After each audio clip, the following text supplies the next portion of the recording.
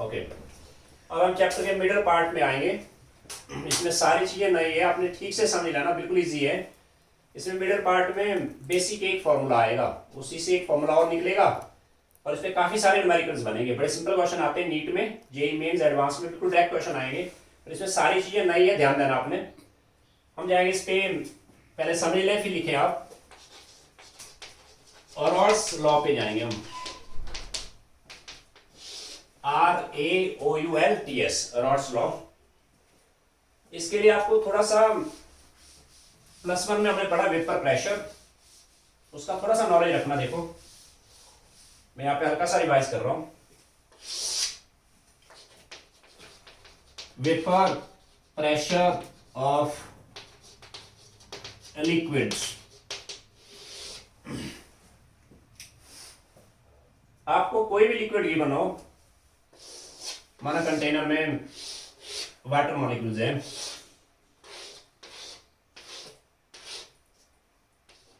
हमने +1 chemical bonding में सीखा है इंटरमॉलिक्यूलर अट्रैक्शन, वहां से आप थोड़ा सा पढ़ लें। जैसे वाटर का शेप आता है वी शेप, पता आपको। वाटर पोलर मॉलिक्यूल्स हैं, इसमें हाइड्रोजन की इलेक्ट्रॉन एक्टिविटी ऑक्सीजन से कम है, यानी ऐसे आइडिया रखो आप कि भाई हाइड्रोजन नॉन मेटल है ना, ऐसे होता है। यहाँ fluorine, bromine, iodine, oxygen, sulphur, selenium, nitrogen, phosphorus, carbon, silicon,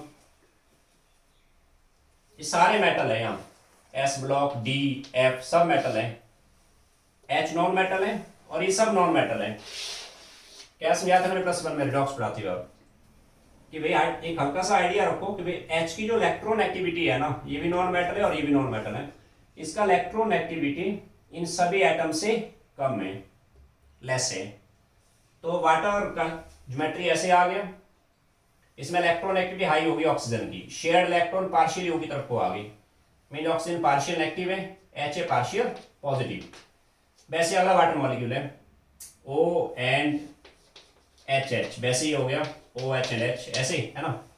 तो वाटर में इंटर मॉलिक्यूलर अट्रैक्शन जो बनेगी, H इंटरेक्ट करेगा O के साथ, यहाँ ये H इंटरेक्ट करेगा आगे O के साथ, इसको बोलते हैं हम इंटर मॉलिक्यूलर अट्रैक्शन। इस केस में intermolecular attraction is hydrogen bond है, दिस इज हाइड्रोजन बॉन्ड।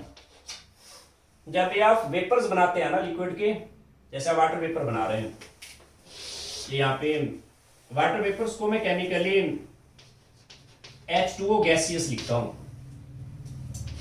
ये मेरे पास यहाँ लिक्विड फेज है, दिस इज H2O लिक्विड। किसी भी मैटर के जब आप वेपर्स बनाएंगे, वेपर बनाने में इंटर मॉलिक्यूलर अट्रैक्शन ब्रेक हुए, वाटर के बीच के जो अट्रैक्शन है ना, यानी हाइड्रोजन बॉन्ड ब्रेक हुआ, मॉलिक्यूल्स के बीच का जो अट्रैक्शन वो ब्रेक हुआ। वेपर बनाने में मॉलिक्यूल्स के जो अंदर का जो बॉन्ड है ना, ये ब्रेक नहीं हुआ, यानी वेपोरेशन या vaporization, this is a kind of physical process है वो, यानी water vapour chemically H2O gaseous ही है, राइट। हमें जाना वेपर प्रेशर क्या चीज है। अब ऐसा करिए, एक टर्म सीखी थी हमने +1 में, इक्विलिब्रियम सीखा था हमने। इक्विलिब्रियम, इक्विलिब्रियम का मतलब होता है इक्वल चेंज, मतलब इक्विलिब्रियम अटेन होता है टेम्परेचर जब कांस्टेंट रहे, कांस्टेंट टेम्परेचर पे। कांस्टेंट टेम्परेचर आप कोई भी रख लो, माना इस कंटेनर के अंदर मैंने टेम्परेचर रखा कांस्टेंट, सपोज करिए 50 डिग्री सेल्सियस रखा, 50 डिग्री सेल्सियस या 60 रख लो। टेम्परेचर जब कांस्टेंट है ना, कांस्टेंट टेम्परेचर पे आप ऐसा करो, सपोज करो इस कंटेनर में 2 लीटर वाटर है, वेट फॉर सम टाइम, धीरे धीरे इसके वेपर्स बनने यहां स्टार्ट हो जाएंगे। स्टार्टिंग में वाटर वेपर बिल्कुल 0 है, माना वेपर्स आगे 10 आ गए, और वेपर्स आगे 20, 30, 40, 80, माना वेपर्स आगे 200 वेपर्स आ गए, जस्ट हाइपोथेटिकल समझाने के लिए। अब एक ऐसी स्टेज आएगी थोड़ी देर के बाद, यहां से जितने वाटर मॉलिक्यूल वेपोरेट करेंगे ना, एग्जैक्टली वहां से उतने मॉलिक्यूल्स कंडेंस करेंगे, उसको बोलते हैं इक्विलिब्रियम। ये साइन है उसका। डेफिनेटली एक स्टेज के बाद ऐसा इक्विलिब्रियम स्टेट आएगा, सपोज करो यहाँ से वाटर मॉलिक्यूल्स 30 वेपोरेट हुए, वहां से 30 कंडेंस हो रहे हैं, यहाँ से 30 वेपोरेट 30 कंडेंस, तो ये नंबर फिक्स हो जाएगा 200। क्या फिक्स हुआ अभी? बिकॉज जितने यहाँ से मॉलिक्यूल्स वेपोरेट हुए, rate of evaporation is equal to rate of condensation. Equilibrium stage पे जो वेपर बनेंगे, उन वेपर्स का लिक्विड के सरफेस के ऊपर जो प्रेशर लगेगा ना, लिक्विड के सरफेस पे जो प्रेशर बनेगा उसका नाम होता है vapour pressure. This is called as vapour pressure. Pressure exerted by vapors on the surface of liquid at the stage of equilibrium। Vapour pressure दो चीजों पे डिपेंड करेगा, एक तो आएगा टेम्परेचर और एक आएगा इसमें nature of liquid. Nature of liquid क्या मतलब देख रहे हो? जैसे इस टाइम आपने वाटर को 650 डिग्री पे रखा हुआ है, माना मैंने इसी कंटेनर को कांस्टेंट टेम्परेचर 60 डिग्री पे रख दिया, 60 डिग्री। जब आपने टेम्परेचर राइज किया, inside temperature is directly proportional to kinetic energy. Temperature rise करने से क्या होगा, अंदर से ज्यादा वाटर मॉलिक्यूल्स इवेपोरेट करेंगे, यानी इक्विलिब्रियम स्टेज पे आके माना कि 200 के बजाय 300 वेपर्स आ गई। क्या टेम्परेचर राइज करने से इनसाइड काइनेटिक एनर्जी राइज हुआ। काइनेटिक एनर्जी बढ़ने का मतलब ये हुआ कि यहां से ज्यादा मॉलिक्यूल्स इवेपोरेट हो गए। अब 200 के बजाय 300 वेपर है, यानी टेम्परेचर राइज करने में वेपर प्रेशर इंक्रीज हो गया। आप टेम्परेचर और राइज करो, माना 70 डिग्री कर दिया, 70 डिग्री पे वाटर मॉलिक्यूल्स और इवेपोरेट होंगे, माना वेपर 400 आ गई तो वेपर प्रेशर और बढ़ेगा। माना आपने टेम्परेचर और राइज किया 80 डिग्री, वेपर और बढ़ेंगे, यहाँ पे वेपर प्रेशर और माना 500 वेपर आ गई। मींस टेम्परेचर राइज करो, वेपर प्रेशर राइज करेगा। और ध्यान दीजिए, आपको पूरे चैप्टर में वेपर प्रेशर कितना है उसका वैल्यू आपको दिया होगा, या तो एटीएम में दिया होगा, या तो पास्कल में दिया होगा, या तो एमएम ऑफ मर्करी में दिया होगा, या तो टॉर में दिया होगा। ये कैसे मेजर होता है? मैनोमीटर लगा के मेजर हो जाता है। वेरी जनरल समझाने के लिए, ये जस्ट डेमोस्ट्रेशन आप देखते रहे कि भाई सपोज करो इसमें यहाँ मैनोमीटर लगा हुआ है, ऐसे मैनोमीटर में मर्करी होता है भाई। स्टार्टिंग में कोई वेपर नहीं है, माना मैं लौट के आता हूँ 50 डिग्री पे, जब स्टार्टिंग में यहाँ कोई वेपर नहीं है, both side mercury level same होगा। मैनोमीटर में both side mercury level same है। अब जैसे जैसे यहाँ वाटर वेपर बनने स्टार्ट हो जाएंगे, माना 10 वेपर्स बने, 20 बने, 30, 40 है ना, जैसे जैसे नंबर ऑफ वेपर बढ़ेंगे, यहाँ से प्रेशर लगेगा इधर को, ये लेवल यहाँ से डाउन आएगा एंड ये लेवल यहाँ से राइज करेगा। एक स्टेज ऐसा आएगा लेवल यहाँ फिक्स हो जाएगा। इक्विलिब्रियम स्टेज पे आके लेवल फिक्स हो जाएगा। माना 50 डिग्री पे जैसे मैंने कहा था कि भाई 200 वेपर्स थे वहां, अब ये नंबर फिक्स हुए ना यहाँ पे, अरे नंबर फिक्स हुए मीन्स यहाँ से जितने मॉलिक्यूल इवेपोरेट उतने वहां से कंडेंस कर रहे हैं, जितने इवेपोरेट उतने कंडेंस कर रहे हैं। 200 वेपर्स का जो प्रेशर लगेगा वो फिक्स है। वो कैसे मेजर किया मैंने, इस हाइट पे जो मर्करी आएगा इसको आपने प्रेशर में कन्वर्ट करना है, रो एच जी आता ना वो, उसका नाम है वेपर प्रेशर। वो आपको एटीएम में दिया होगा, या तो पास्कल में दिया होगा, या तो एमएम मर्करी में दिया होगा, या तो टॉर में दिया होगा। पूरे चैप्टर में आपको वेपर प्रेशर का मैग्नीट्यूड गिवन होगा, बस आपको ये पता होना चाहिए व्हाट इज वेपर प्रेशर। क्या हुआ प्रेशर में? Pressure exerted by vapors on the surface of liquid at the stage of equilibrium, that is called vapor pressure। तो वेपर प्रेशर जैसे जैसे आप किसी लिक्विड में टेम्परेचर राइज करो, जैसे वाटर के अंदर आपने टेम्परेचर राइज किया 50 से 60 कर दिया, या 60 से 70 किया, 80 किया, जैसे जैसे टेम्परेचर राइज करेंगे इनसाइड इंटरमॉलिक्यूलर अट्रैक्शन ज्यादा ब्रेक होंगे ना, इनसाइड इंटरमॉलिक्यूलर ज्यादा ब्रेक होंगे मींस ज्यादा वेपर्स बनेंगे। ज्यादा वेपर्स बनेंगे तो वेपर प्रेशर टेम्परेचर राइज करने से इंक्रीज करेगा। क्लियर हुआ? And second is nature of liquid. आप केमिकल बॉन्डिंग में थोड़ा सा देख लो कि इंटरमॉलिक्यूलर अट्रैक्शन का स्ट्रेंथ अलग अलग होता है। जैसे इस कंटेनर में वाटर है, माना मेरे पास एक कंटेनर, इसके अंदर सपोज करिए कार्बन टेट्राक्लोराइड है माना CCl4। अब इसकी ज्योमेट्री बना के देखना, कार्बन टेट्राक्लोराइड, टेट्राहेड्रल आएगा ऐसे, +1 में सीखा आपने। Carbon tetrachloride this is non polar molecule, इस तरह के n मॉलिक्यूल है और ये नॉन पोलर है, इनमें आपस में जो इंटर मॉलिक्यूलर अट्रैक्शन है दैट इज वैंडर वॉल्स है ये, यानी वीक अट्रैक्शन है। मतलब कार्बन टेट्राक्लोराइड आपका नॉर्मल कंडीशन पे गैस रहेगा वो, right. Any gas can be liquefied, just hypothetical. माना कार्बन टेट्राक्लोराइड आपका लिक्विड फेज में है, सपोज करो यहाँ पे 2 लीटर कार्बन टेट्राक्लोराइड है और यहाँ पे 2 लीटर वाटर है, 2 लीटर वाटर है, they are kept at same temperature. इनको मैंने सेम टेम्परेचर पे रख दिया और उनको सेम टेम्परेचर पे रखा, इस केस में इंटर मॉलिक्यूलर अट्रैक्शन थोड़ी स्ट्रॉन्ग है, हाइड्रोजन बॉन्ड है ना यहाँ पे, इस केस में अट्रैक्शन वीक है। एट द सेम टेम्परेचर जहां पे इंटर मॉलिक्यूलर अट्रैक्शन वीक है ना, यहां से ज्यादा मॉलिक्यूल्स इवेपोरेट करेंगे। जैसे मैंने कहा था 50 डिग्री पे सोचो यहाँ पे 200 वेपर बने, इस केस में 50 डिग्री के ऊपर 200 के बजाय माना वेपर्स आ गए 2000 वेपर्स आ गए, 2000 वेपर्स अब आ गए इक्विलिब्रियम, यानी इस केस में वेपर प्रेशर हाई आएगा। तो सिंपल सा फंडा है कि भाई वेपर प्रेशर जिस लिक्विड में इंटर मॉलिक्यूलर अट्रैक्शन वीक होगा उस केस में एट अ गिवन टेम्परेचर ज्यादा बॉन्ड्स ब्रेक होंगे, ज्यादा बॉन्ड्स ब्रेक होंगे, ज्यादा वेपर्स बनेंगे, ज्यादा वेपर्स बनेंगे तो वेपर प्रेशर हाई आएगा।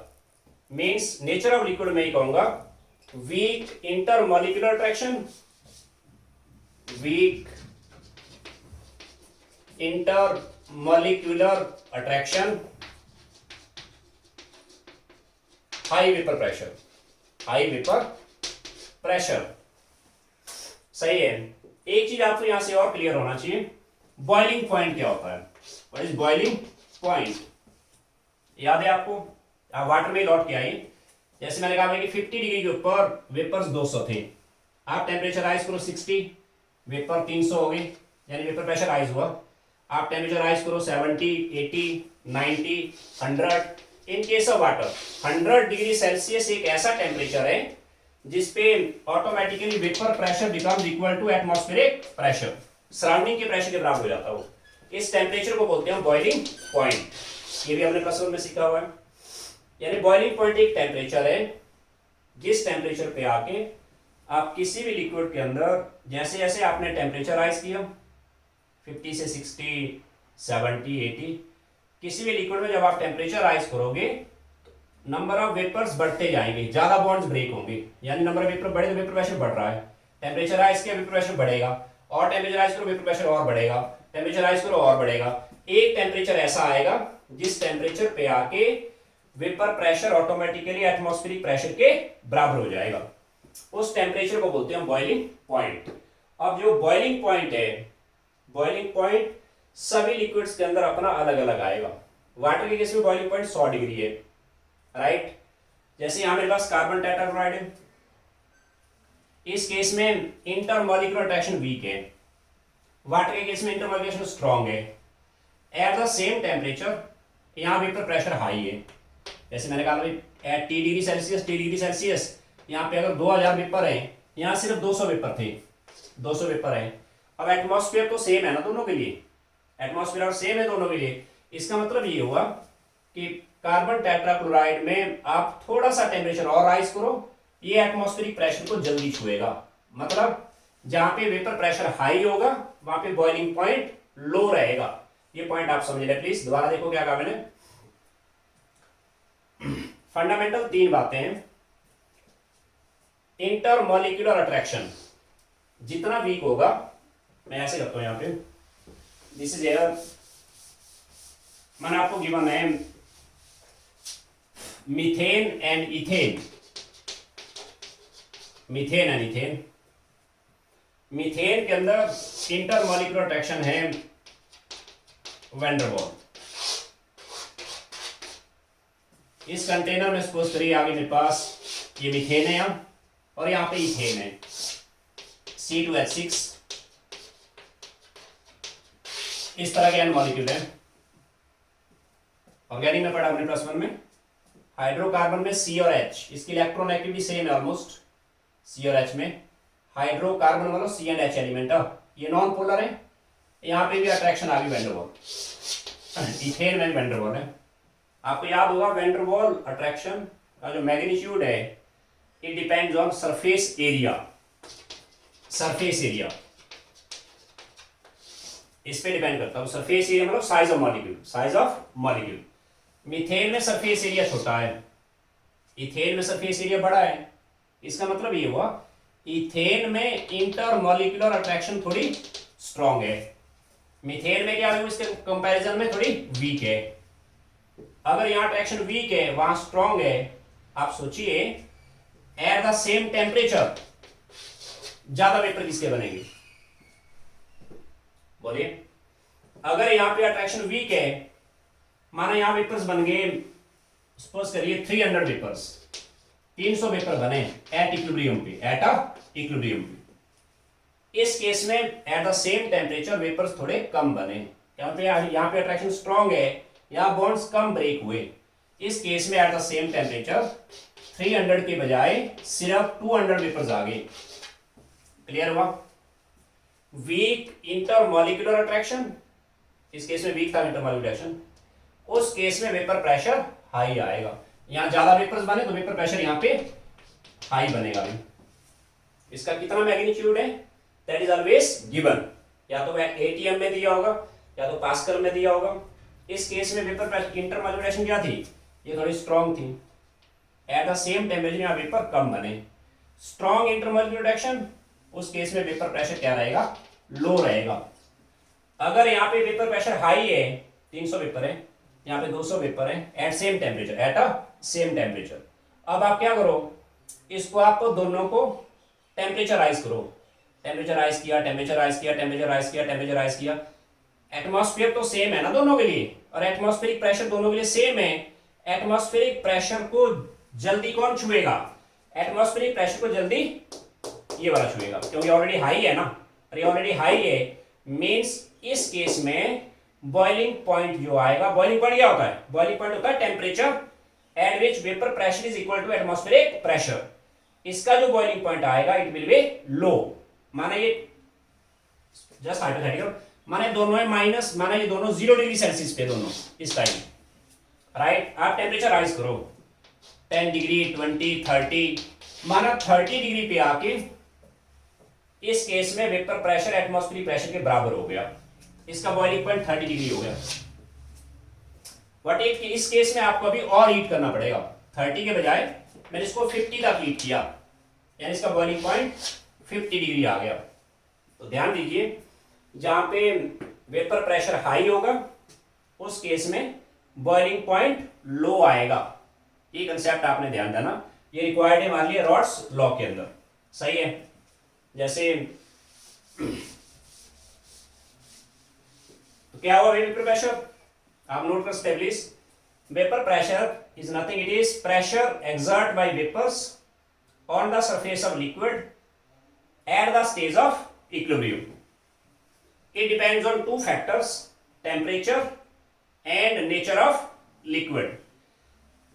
जैसे जैसे आप टेम्परेचर राइज करेंगे, टेम्परेचर राइज करने से वेपर प्रेशर बढ़ेगा, right. And nature of liquid पे कैसे डिपेंड करेगा, weak intermolecular attraction, high vapour pressure.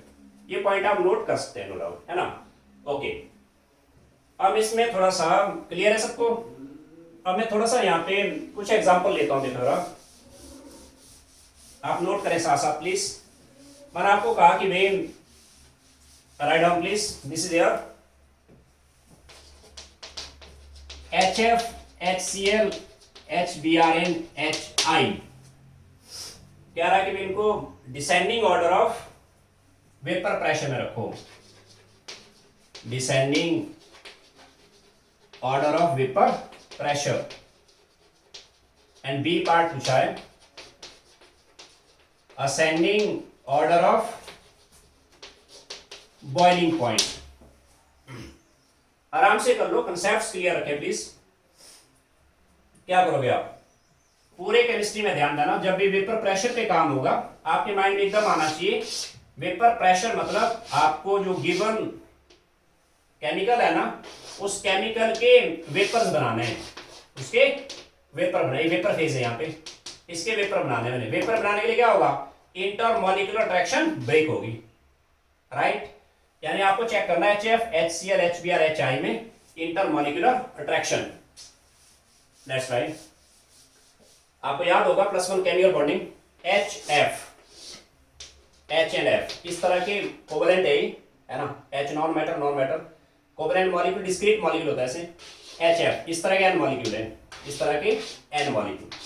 HCl में HCl ऐसे n मॉलिक्यूल, HBr, HBr इस तरह के n मॉलिक्यूल, HBr, वैसे HI आ गया, HI इस तरह के n मॉलिक्यूल। मैंने सिंपल इनमें चेक करना intermolecular attraction, okay. HF polar है, देखो अब F की इलेक्ट्रॉन एक्टिविटी H से हाई है, शेयर्ड इलेक्ट्रॉन पार्शियल इधर आ गए, partial negative partial positive, understood है, सेम ही आएगा। F इंटरेक्ट हुआ H के साथ, याद है आपको, इसको बोलते हैं hydrogen bond, this is called as hydrogen bond. इस केस में इंटरमॉलिक्यूलर अट्रैक्शन है हाइड्रोजन बॉन्ड। कब होता है हाइड्रोजन बॉन्ड में, जब डाइपोल का एक एंड हाइड्रोजन हो और दूसरा एंड होना चाहिए फ्लोरीन या नाइट्रोजन या ऑक्सीजन, 3 एलिमेंट होते हैं F, N या O, तो उसको बोलते हैं हाइड्रोजन बॉन्ड। याद है आपको, HCl में आता हूं मैं, पोलर है ये भी, partial active partial positive, partial positive.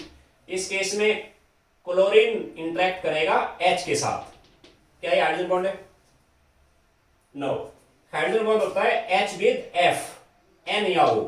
फिर इसको क्या नाम दूं मैं, इसका नाम है dipole dipole attraction, this is called as dipole dipole attraction. और ध्यान दीजिए प्लीज, इस बात को ध्यान से नोट करें सभी, dipole dipole attraction they are automatically van der Waal attraction, इसमें कोई डाउट नहीं रखना आपने, they are when der Waal attraction है ये, वैन डर वाल अट्रैक्शन, सही है। HBr में आते हैं, ब्रोमीन H, इस केस में भी this is van der Waal attraction या डाइपोल डाइपोल, वैन डर वाल है, वैन डर वाल्स। और HI में this is also I, electron भी हाई है, H लेस है, HI this is also van der Waals. अब देखते हैं हम जरा, क्या van der Waal attraction strong है, हाइड्रोजन बॉन्ड स्ट्रॉन्ग है? I think hydrogen bond is much stronger than van der Waal attraction. Okay, अगर ये attraction strongest है, इस केस में at a given temperature vapours कम बनेंगे, और वेपर्स कम बनेंगे, इसका वेपर प्रेशर आया सबसे लिस्ट, सबसे कम आएगा, सही है। अब इनमें देखते हैं हम जरा, HCl है, HBr है, HI है। बच्चे यहाँ पे बड़ा सिली मिस्टेक करेंगे, बोलेंगे क्लोरीन का इलेक्ट्रॉन एक्टिविटी हाई है, यहाँ इलेक्ट्रॉन ज्यादा ट्रांसफर हो गए, पोलैरिटी यहाँ ज्यादा है, पार्शियल एक्टिव। HBr में ये जो पोलराइजेशन है, क्योंकि ब्रोमीन का इलेक्ट्रॉन क्या है, क्लोरीन से थोड़ा कम है, यहाँ पोलराइजेशन थोड़ा कम है। HI में और भी कम है पोलराइजेशन। अगर यहाँ पे पोलराइजेशन मैक्सिमम है ना, यहाँ मैग्नीट्यूड ऑफ चार्जेस हाई है, तो ये अट्रैक्शन क्या बननी चाहिए, स्ट्रॉन्ग बननी चाहिए। बट इस केस में अट्रैक्शन क्या बननी चाहिए, यहाँ पे थोड़ी वीक, और यहाँ पे अट्रैक्शन क्या बननी चाहिए, और भी वीक। बट ऐसा नहीं है, ध्यान दीजिए, मैंने पहले कहा आपको dipole dipole attraction, this is van der Waal attraction. अब वैन डर वाल का मैग्नीट्यूड किस पे डिपेंड करता है, वैन डर वाल का मैग्नीट्यूड डिपेंड करता है सरफेस एरिया पे। ये बात आप दोबारा नोट करो, पूरे केमिस्ट्री में काम आएगा। वैन डर वाल जहां पे भी आएगा सरफेस एरिया पे डिपेंड करेगा। सरफेस एरिया मतलब साइज ऑफ मॉलिक्यूल। आप देखिए यार, HCl में जैसे जैसे आप डाउन द फैमिली आते हैं ना, HCl से HBr पे आया में, ब्रोमीन, आयोडीन, है ना, H पोर्शन सेम है सब में, राइट। डाउन आने पे साइज बढ़ गया, यानी HBr का सरफेस एरिया HCl से बड़ा है, HI का सरफेस एरिया और भी बड़ा आएगा। तो ध्यान दीजिए, इन तीनों में सबसे ज्यादा van der Waal attraction HI में आई, और यहाँ पे van der Waal attraction high है, स्ट्रॉन्ग है। इस केस में वेपर्स क्या बनेंगे, कम बनेंगे।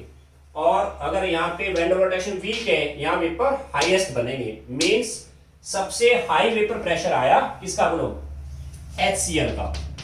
उसके बाद कौन आएगा HBr, फिर कौन आएगा HI, सबसे लास्ट में आएगा HF। एक्सपेक्टेड क्वेश्चन है भाई, तो आपको नीट में काम आएगा, जेईई मेंस में काम आएगा। HCl का vapour pressure, this is order of vapour pressure, vapour pressure का ऑर्डर आ गया वो, क्लियर हो सबको। HCl का वेपर प्रेशर सबसे हाई आया, क्यों भाई? Understood, they are at same temperature, क्योंकि HCl में जो इंटर पार्टिकल अट्रैक्शन है ना सबसे वीक हुई। सबसे वीक अट्रैक्शन अगर है, इस केस में वेपर्स बनेंगे मैक्सिमम। इक्विलिब्रियम पे यहाँ पे नंबर ऑफ वेपर मैक्सिमम बनेंगे। HCl का वेपर प्रेशर सबसे कम आया और HCl का वेपर प्रेशर सबसे हाई आएगा, बट HF का वेपर प्रेशर आएगा सबसे लिस्ट। क्यों आया लिस्ट में? क्योंकि इस केस में अट्रैक्शन वेरी स्ट्रॉन्ग है, इस केस में vapours at a given temperature कम बने। सही है, अगर यहां वेपर प्रेशर हाई है, इस प्रेशर को एटमॉस्फेरिक प्रेशर तक लाने में जल्दी होगी ना, मींस इसको आप थोड़ा सा और हीट कर लो, वेपर प्रेशर एकदम एटमॉस्फेरिक प्रेशर के बराबर हो जाएगा, तो बॉइलिंग पॉइंट का जो ऑर्डर आएगा वो रिवर्स हो जाएगा। बॉइलिंग पॉइंट का जो ऑर्डर आएगा HCl का रहेगा लेस लिस्ट, देन आएगा HBr, देन आएगा HI और देन आएगा HF। HF का बॉइलिंग पॉइंट सबसे हाई आएगा। क्लियर हो सबको? चलो एक दो प्रॉब्लम मैं और लेता हूं यहाँ पे, फिर मैं रॉड्स लॉ पे आऊंगा। मेरे पास से सपोज करिए, आप इसको नोट कर सकते हैं प्लीज, ये क्वेश्चन आप नोट कर लेना एंड इसको सॉल्व करें ठीक से। मेरे पास है, मैंने आपको कहा कि भाई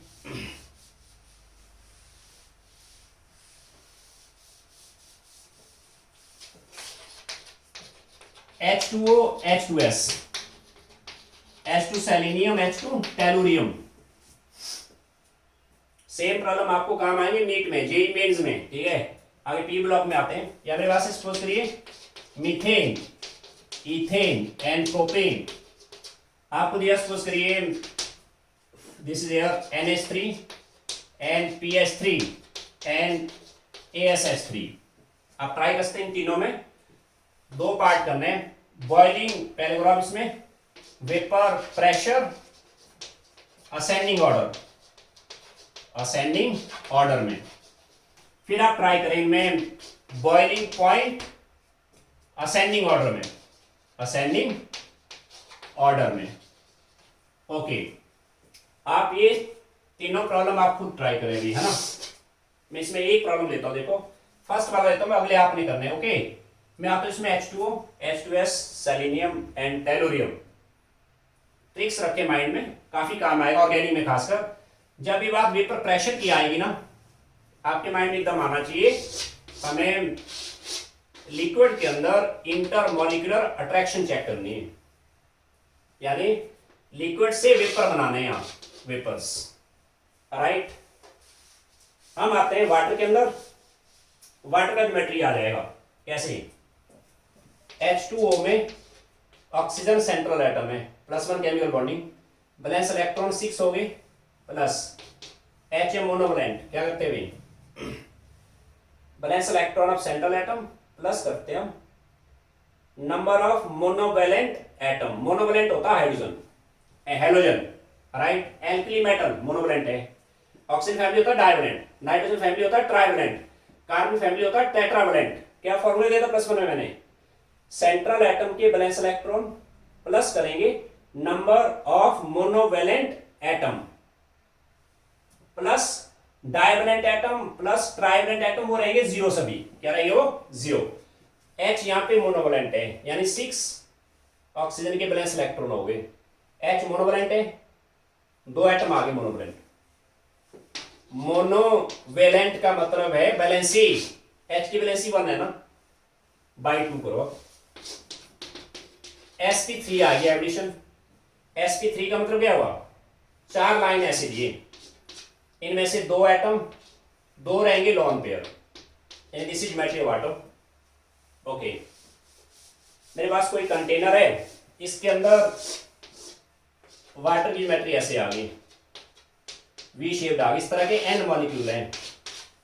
मैंने चेक करना इंटरमॉलिक्यूलर अट्रैक्शन, थोड़ी देर पहले कहा था मैंने, पोलर है ये, H इंटरेक्ट करेगा O के साथ। बोलिए कैसा अट्रैक्शन है ये? This is hydrogen bond, hydrogen bond है यहाँ, डाइपोल का पॉजिटिव एंड हाइड्रोजन है एन, अगला एंड ऑक्सीजन है, या तो होना चाहिए नाइट्रोजन या फ्लोरीन, इस हाइड्रोजन बॉन्ड। अब मैं H2S पे आता हूं। H2S की ज्योमेट्री सेम आएगी, सल्फर बैलेंस इलेक्ट्रॉन 6+2 है ना, सेलेनियम उसी फैमिली में, यानी ज्योमेट्रियां सेम आ गई इनकी। H2S ऐसे आ गया, ऐसे इस तरह के n molecule. This is also polar, दो बचे लॉन पेयर। H क्या इलेक्ट्रॉन एक्टिविटी, दोबारा देखो आप, H यहां पे होता है, H is here and these are metal, D block metal, F metal, इसमें कोई डाउट ना रखें, S ब्लॉक मेटल है सारा, D F सारे मेटल हैं, एंड यहाँ पे नॉन मेटल है, fluorine, chlorine, bromine, oxygen, sulphur, selenium या nitrogen, phosphorus, arsenic, carbon, silicon. H is non metal. इसकी जो इलेक्ट्रॉन एक्टिविटी है ना इन एलिमेंट से कम है, मतलब H का इलेक्ट्रॉन एक्टिविटी सल्फर से कम है, इसलिए शेयर इलेक्ट्रॉन S की तरफ को आए, partial positive partial negative.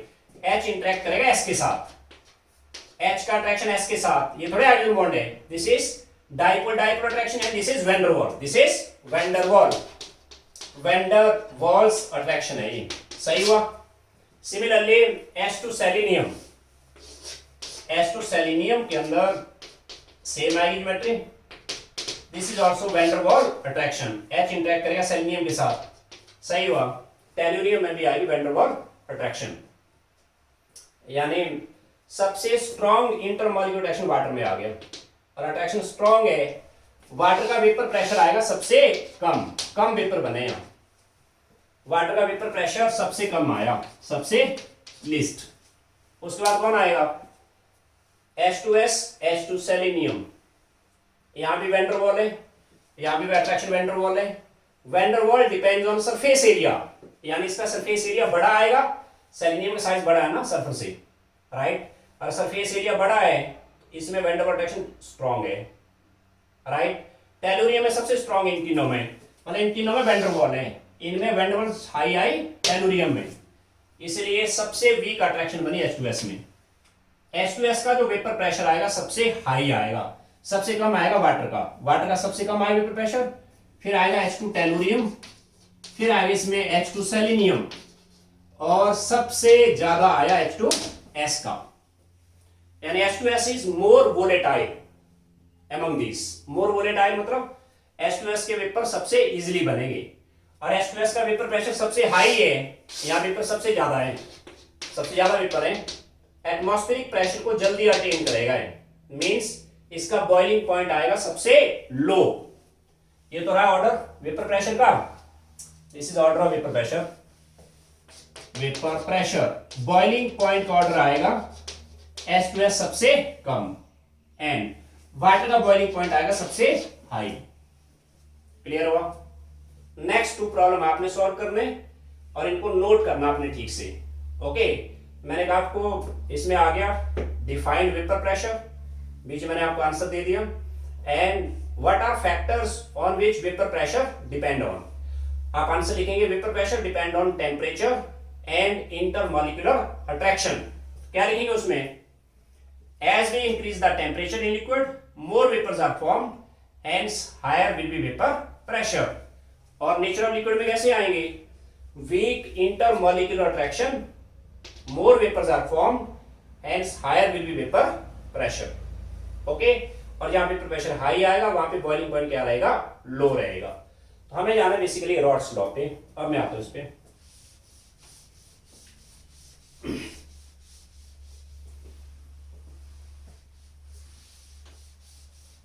Note करें सभी, RAOULT और रॉड्स लॉ, मिडल जोन है चैप्टर का। इसमें सिंपल एक फॉर्मूला आएगा और उसके बेस पे काफी सारे न्यूमेरिकल्स आएंगे, राइट। और इस जोन में हम सीखेंगे ideal solution and real solution, okay.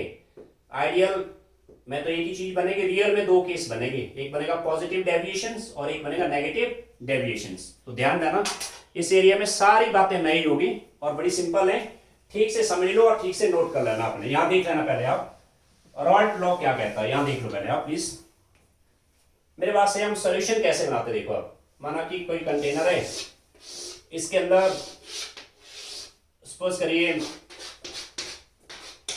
Water है, इसमें वाटर में जो अट्रैक्शन है ना हाइड्रोजन बॉन्ड है, यानी इसको मैंने कहा ए सॉल्वेंट है, यहां ए सॉल्वेंट, सॉल्वेंट के अंदर ए अट्रैक्शन है, इसको मैंने कहा सॉल्वेंट सॉल्वेंट अट्रैक्शन। देख लो पहले आप, प्लस किया मैंने यानी इसमें मिक्स कर दिया, पानी के अंदर आपने सॉल्यूट डाल दी, सॉल्यूट कैन बी सॉलिड और solute can be liquid, means इस केस में दो सॉल्यूशन आएंगे, लिक्विड इन लिक्विड या सॉलिड इन लिक्विड। आप इसमें मिला दीजिए NaCl, राइट, माने इसमें NaCl सॉलिड ऐसे, दिस इज सॉल्यूट, इसको मैंने बी से लिखा, सॉल्यूट में सॉल्यूट सॉल्यूट अट्रैक्शन है, सॉल्यूट सॉल्यूट अट्रैक्शन। देखते रहे जस्ट, पानी है, इसके अंदर कॉमन सॉल्ट मिला दिया एंड मिक्स कर दिया बढ़िया से, यानी सेम कंटेनर यहां बनाया मैंने, अब सॉल्यूशन बन गया। अब दिस इज एयर, सॉल्यूशन आ गई, इसमें दो कंपोनेंट हो गया, पहला हो गया वाटर और दूसरा हो गया NaCl। NaCl जो पानी में डालोगे आयोनाइज हो जाएगा, वो सोडियम आयन अलग हो गए, क्लोराइड आयन अलग हो गए। इस केस में जो अट्रैक्शन बनेगी, वाटर का जो H है इससे इंटरेक्ट करेगा, इसको बोलते हैं हम ion dipole attraction, ion dipole attraction, and sodium ion water के O से इंटरेक्ट करेगा, यानी इस अट्रैक्शन को मैंने नाम दिया AB attraction. This is also called as solvent solute attraction कहा मैंने। देखते रहे जस्ट, पहले दोबारा देखो सॉल्यूशन कैसे बनाओगे आप। पानी ले लो, सॉल्वेंट है ही, इस कंटेनर में नमक मिला दिया एंड कॉमन सॉल्ट मिला दिया, बढ़िया से मिक्स कर लो, सॉल्यूशन बन गई वो, सही है। जब आपके पास सॉल्वेंट प्योर था ना, उसमें अट्रैक्शन थी सॉल्वेंट सॉल्वेंट, सॉल्यूट में अट्रैक्शन थी सॉल्यूट सॉल्यूट। जब सॉल्यूशन बनी, सॉल्यूशन का मतलब है कि देयर इज न्यू अट्रैक्शन, यानी सॉल्वेंट सॉल्वेंट बॉन्ड ब्रेक हुआ, सॉल्यूट सॉल्यूट और बॉन्ड ब्रेक हुआ, नया बॉन्ड बना सॉल्वेंट सॉल्यूट, सही है। वेरी जनरल समझाने के लिए सपोज करिए they are at same temperature, इसका इस टाइम जो वेपर प्रेशर है ना, इसका वेपर प्रेशर सपोज करो ये वेपर फेज है यहां, इसके वेपर प्रेशर को PA0 से लिखा मैंने, this is vapour pressure of pure solvent, vapour pressure pure solvent. अब सॉल्यूट तो सॉलिड है, इसका वेपर प्रेशर तो नहीं आएगा ना, आएगा वेपर प्रेशर इसका सॉलिड का, नहीं आएगा। हाँ, अगर माना सॉल्यूट लिक्विड है, सपोज करो माना कि सॉल्यूट है मेरे पास any liquid, this is air, water plus ammonia, NH3 है माना, NH3 में अट्रैक्शन हाइड्रोजन बॉन्ड, ये नो डाउट, सही है। इस केस में जो वेपर प्रेशर आया, इसको मैंने लिखा PB0 से, this is vapour pressure of pure solute. ठीक से नोट करें सभी, पहले देख लो पहले प्लीज, फिर आप नोट करना। सॉल्वेंट के वेपर प्रेशर को लिखा मैंने PA0 से, इसका मैग्नीट्यूड आपको दिया होगा, या तो ATM में दिया होगा, या तो पास्कल में दिया होगा, या तो टॉर में दिया होगा, है ना, ऑलवेज गिवन है वो। At a given temperature pure solvent का वेपर प्रेशर पता है आपको क्या होता है, pressure exert by vapours on the surface of liquid at the stage of equilibrium, at the stage of equilibrium. Pure solvent के वेपर प्रेशर को PA0 से लिखा मैंने, पूरे एरिया में, मिडल जोन में पूरे एरिया में PA0 से लिखा मैंने। एंड सॉल्यूट और तो है सॉलिड, उसके कोई वेपर नहीं बने, सही है, और वो लिक्विड है माना, इस केस में इसका जो वेपर प्रेशर आया ना प्योर सॉल्यूट का, प्रेशर एक्सर्ट बाय वेपर, उसको मैंने PV0 से लिखा, इसका मैग्नीट्यूड आपको दिया होगा लुइस, टॉर में ATM। अब मैंने दोनों मिक्स कर दिए, जब मिक्स किए दोनों NH3 आ गया, NH3 और वाटर में अट्रैक्शन नहीं बनेगी, उसका नाम है solvent solute attraction. Now solution के अंदर जो वेपर्स आएंगे वो वाटर के भी आएंगे एंड NH3 के भी आएंगे। This is air liquid phase, liquid phase पहले देख लो सभी please. And this is air vapour face, this is vapour face. Vapour phase में दो कंपोनेंट है यहां, A प्लस B।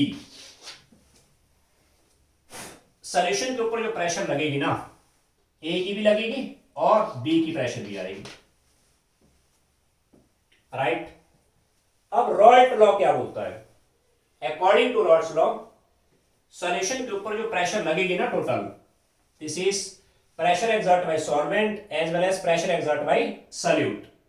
मींस आप देखते रहे, मैंने ऐसे लिखा PS, this is pressure on solution, this is PA plus PB। पहले तो आप इसको समझ लो ध्यान से, PA not and PA, PB not and PB, ये अलग अलग चीजें हैं। PA पता क्या चीज है? PA is contribution of pressure on solution bye solvent. Bye solvent ने सॉल्यूशन के ऊपर जो प्रेशर लगाया, ये वाटर मॉलिक्यूल है, सॉल्वेंट ने जो प्रेशर लगाया ना सॉल्यूशन के ऊपर, that is PA। This is called as partial pressure of solvent. Similarly solute ने जो प्रेशर लगाया, NH3 यहां प्रेशर लगाएगा, सॉल्यूट ने जो प्रेशर बनाया दैट इज PB। ध्यान दीजिए, मैंने आपको पहले ही समझाया था, वेपर्स बनाने में इंटरमॉलिक्यूलर अट्रैक्शन ब्रेक हुई। जब आपके पास प्योर सॉल्वेंट था ना, अट्रैक्शन थी वाटर वाटर, राइट। जब आपके पास सॉल्यूशन है, अब अट्रैक्शन है वाटर अमोनियम। इस अट्रैक्शन का जो नेचर है वाटर वाटर अट्रैक्शन से अलग है, यानी सॉल्वेंट सॉल्वेंट अट्रैक्शन का जो नेचर है यानी strength, that is different than solvent solute attraction. इसलिए ध्यान दीजिए, सॉल्यूशन के ऊपर सॉल्वेंट का जो प्रेशर लगा यानी PA, इसका magnitude it is different than PA naught. इसका मैग्नीट्यूड PA नॉट से अलग आएगा, इसलिए PA नॉट अलग चीज है और PA अलग चीज है। Same about solute. सॉल्यूट में क्या था? जब सॉल्यूट प्योर थी ना, उस टाइम अट्रैक्शन है सॉल्यूट सॉल्यूट, इसका स्ट्रेंथ अलग है। जब सॉल्यूशन बनी, सॉल्यूशन में अट्रैक्शन है सॉल्वेंट सॉल्यूट, इसका स्ट्रेंथ अलग है। इसलिए सॉल्यूशन के ऊपर सॉल्यूट ने जो प्रेशर लगाई, इसका मैग्नीट्यूड PB नॉट से अलग है। PB नॉट से सॉल्यूट जो प्रेशर बनाई उसको मैंने PB से लिखा, राइट। अभी रॉल्ट लॉ नहीं आई, रॉल्ट लॉ अब शुरू हुआ। According to Raoult law, partial pressure of a component on solution is given by, यानी PA is given by PA naught XA, ये है Raoult law. PB is given by PB naught XB। ध्यान से समझ लो पहले, XA XB क्या है? XA XB है मोल fraction of solvent and solute. आप मेरे को एक चीज जरूर था पहले जरा, जब आपके पास प्योर सॉल्वेंट था ना, क्या उसमें XA का मतलब है कुछ? XA होता है NA upon NA plus NB। सोचिए सभी, जब आपके पास प्योर सॉल्वेंट थी, यहां पे A से लिखा मैंने, क्या उस टाइम XA का मतलब है कुछ? इसका कोई मतलब नहीं है। क्यों भाई? इस केस में सॉल्यूट तो है नहीं, सिर्फ A की कंपोनेंट है, खाली NA है, NB तो 0 है, NA बाय NB क्या हो? 1 हो गया। मतलब XA जो है ना, this is related to solution. ये सॉल्यूशन से रिलेटेड टर्म है।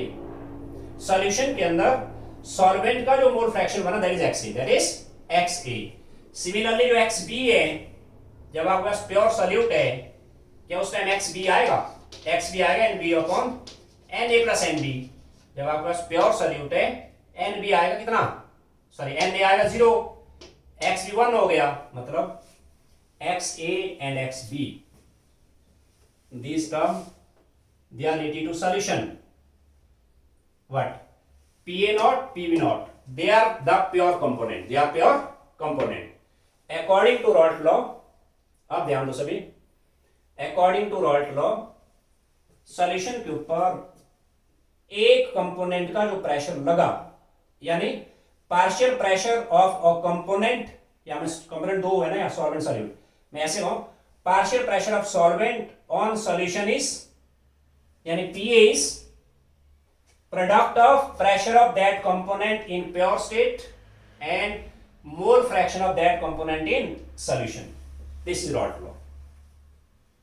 Similarly partial pressure of solute on solution, solute का जो प्रेशर लगा सॉल्यूशन पे, that is P V. According to Raoult law, partial pressure of solute on solution is product of pressure of solute in pure state and mole fraction of solute in a solution. कुछ समझ आया सबको? दोबारा देख लो please, आराम से समझ लो please. Solvent का जो, जब सॉल्वेंट प्योर है ना, उस टाइम प्रेशर है पी ए नॉट, इसका प्रेशर है P A not, and pure solute का प्रेशर है पीवी नॉट. पीवी नॉट से लिखा इसको, जब मिक्स करें ना दोनों, अब बन गई सॉल्यूशन. सॉल्यूशन के अंदर अट्रैक्शन है सॉल्वेंट सॉल्यूट. इस अट्रैक्शन का जो स्ट्रेंथ है ना, this is different than solvent solvent attraction and solute solute attraction. इसलिए ध्यान दीजिए, सॉल्यूशन के अंदर से जो वेपर निकले, वाटर के भी वेपर आ गए, NH3 के भी वेपर आ गए. सॉल्यूशन के ऊपर सॉल्वेंट ने जो प्रेशर लगाया ना, सॉल्वेंट जो प्रेशर लगाएगा सॉल्यूशन के ऊपर, उसको मैंने कहा partial pressure of solvent. That is given by P A. P A से लिखा मैंने इसको, इसको आपने पीए नॉट से नहीं लिखना, क्योंकि पीए नॉट एंड पीए का मैग्नीट्यूड अलग अलग आएगा. Right. According to Raoult law, ये पूरा जो चीज मैंने समझाने के लिए कहा है, आपको सिंपल यहाँ पे दो लाइन लिखना है. क्या, पहले समझ लो आराम से. आपको देना स्टेटमेंट रॉल्ट लॉ का. According to Raoult law, partial pressure of solvent on solution, solution के ऊपर सॉल्वेंट का जो प्रेशर लगेगा, that is given by product of pressure of solvent in pure state and mole fraction of solvent in solution. Similarly, partial pressure of solute on solution is given by pressure of solute in pure state, mole fraction of solute in solution. Clear हुआ? इसका कोई मतलब नहीं रहा, ये सब कुछ नहीं है. मीन्स आपको दो लाइनों में लिखना है कि मैं according to Raoult law solution की बात कर रहा हूं. सॉल्यूशन के अंदर टोटल प्रेशर जो बनेगा PS, this is P A naught X A plus PB naught X B. ये रॉल्ट लॉ आ गया. This is Raoult law. ये फॉर्मूला आपको याद रखना है. रॉल्ट लॉ कहता है कि भाई सॉल्वेंट ने प्रेशर लगाई हम, एंड सॉल्यूट ने ये प्रेशर लगाई. हाँ, इसको आप डॉल्टन लॉ कहते हैं. ये वाला this is Dalton law partial pressure. तो ध्यान दीजिए, पीए एंड पीए नॉट अलग है, पीबी एंड पीबी नॉट अलग है. लास्ट में मैं दोबारा नोट कराऊं आपको, पहले आप समझ लो आराम से. आपको आएगा write statement of Raoult law. क्या लिखेंगे आप? According to Raoult law, partial pressure of a solvent, partial pressure of solvent on solution, solution के ऊपर सॉल्वेंट का जो पार्शियल प्रेशर बनेगा, that is product of pressure of solvent in pure state and mole fraction of solvent in solution. Similarly, same for solute. कल मैं इसी पे थोड़ा सा इसको हल्का सा आगे इंटरप्रिएट करके इसी में से दो रिजल्ट और निकलेंगे, फिर हम इसके न्यूमेरिकल्स पे आएंगे, फिर हम यहीं से डिस्कस करेंगे आइडियल एंड रियल सॉल्यूशन. इसको आप आराम से समझ लेना पहले. ओके.